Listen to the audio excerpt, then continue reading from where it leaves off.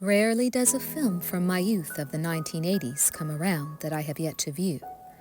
Throughout the fall and winter of 2023, I was terribly ill with a long-haul virus that kept me bed-bound, weak, and glued to my TV. During that period, I chose to hunker down with films I had yet to view, something I rarely have the spare time to do. One of those films was Tim Hunter's River's Edge. Knowing nothing about the film prior, other than it starred a brilliant cast, which included Ione Skye, Keanu Reeves, and Dennis Hopper, to name just a few, upon viewing, I was very impressed by the stark, realistic, and relatable qualities of this overlooked and underseen cult classic.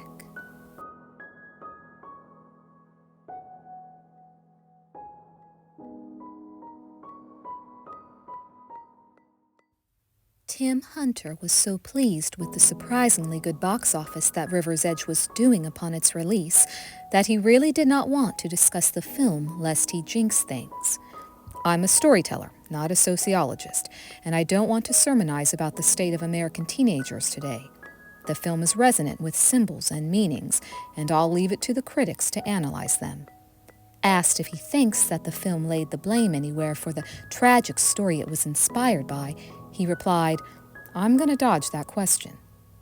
Inspired by, but not a retelling of the 1981 rape and murder of 14-year-old Mary Conrad by 16-year-old Anthony Jacques Broussard, River's Edge focuses on the aftermath of a teen murder that brought a group of delinquent stoners to a moral crossroads few of them could navigate. The film touches on a number of emotionally heavy issues, the dysfunction and decay of family foremost among them, and we see the hippie dream of the 60s come to a shuddering halt in the 80s in the character of Feck, a delusional biker played by Dennis Hopper. It's a rather dark but relatable story, to say the least, for those of us who also experienced dysfunction in our family life. Based on an original script by then 27-year-old Neil Jimenez, River's Edge was a hard sell that floated around Hollywood for 3 years before finally making it to the silver screen. Jimenez describes his screenplay as a record of Gen X's despair, and director Hunter's clinically depressed direction does little to soften the ride through the moral vacuum written by Jimenez. Upon its release, this bleak film took in about $216,000 in 2 weeks at only 4 theaters and was made for just $1.7 million by Hemdale Pictures. A number of critics cited the Dennis Hopper character, Feck, as being the conscience of the film. Feck, too, is a killer, however he killed emotionally, whereas the young protagonist, Samson, played by Daniel Roebuck, killed for no reason and feels no remorse.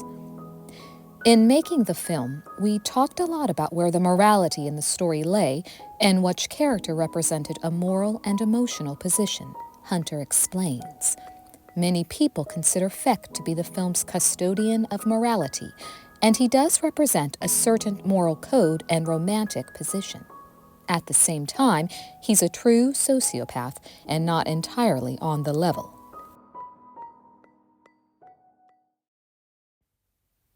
Clearly, River's Edge is a troubling web of contradictions.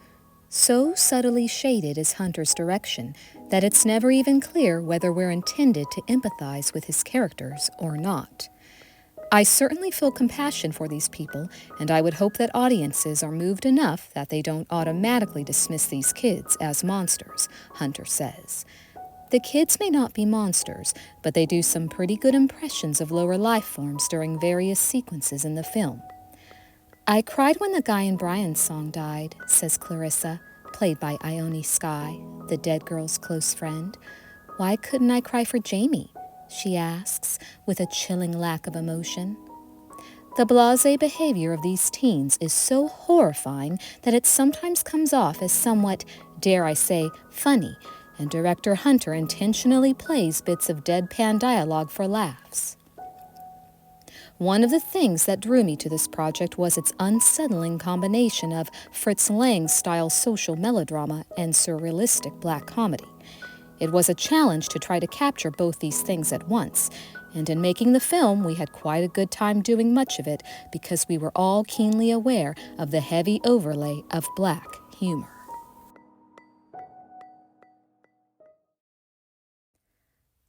Though the comic element of River's Edge hasn't gone completely unnoticed, the popular response is one of revulsion.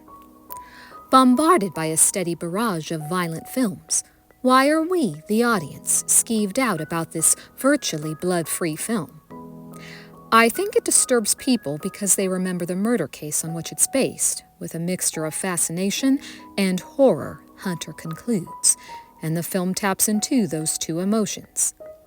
Actor Crispin Glover, who portrays the charismatic meth-head character of Lane, offers a different theory.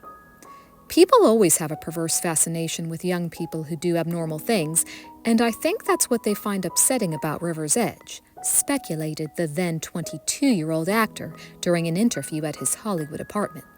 Personally, I don't find the idea of a 16-year-old murderer any more disturbing than the idea of a 40-year-old murderer.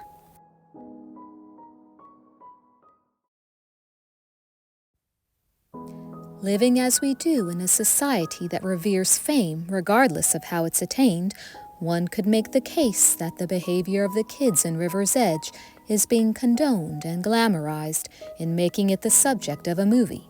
A movie, moreover, that refrains from making moral judgments. I don't think these kids are glamorized at all. I wouldn't want to live what they lived through in this film.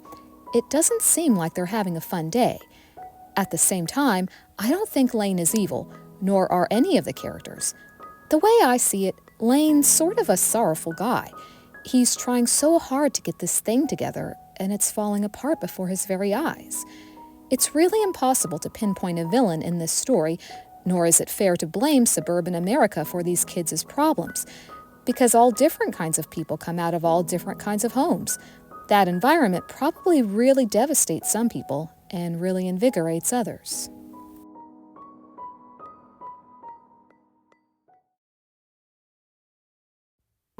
River's Edge received largely positive reviews from critics. At the time of its release, the film was noted by several critics as being a contemporary day horror film, something I would have to agree with, as the true monsters we have to fear in this world are mere mortals like ourselves. The screening I remember most before the film opened was in San Jose, near Milpitas, where the actual murder had taken place. A lot of the audience was up in arms, saying, "Why are you raking us over the coals again? Why are you bringing this all back? We've had enough notoriety with this murder case." But the principal of the local high school and people from the police department came up to us afterward and said that we'd really gotten it right. That's what those kids were like. I purposely did not touch on the true story that inspired the film, as I wanted this video to be about River's Edge. However, in conclusion, I would like to say that the incident was, in my estimation, not a result of violence on TV or rock music and apathetic suburban life, but an isolated incident concerning a young man who was so traumatized by finding his mother dead in the shower as a child, in what condition we don't know, as well as daily beatings from fellow classmates and alienation from the other students. Not an excuse, simply a textbook recipe for a cold-blooded killer. Do you have any tidbits about the film or the case you would like to share? Have you seen this film and did it resonate with you too? Or has this video inspired you to watch it for the first time? I would love to hear from you in the comments down below. Thank you for watching, and good night.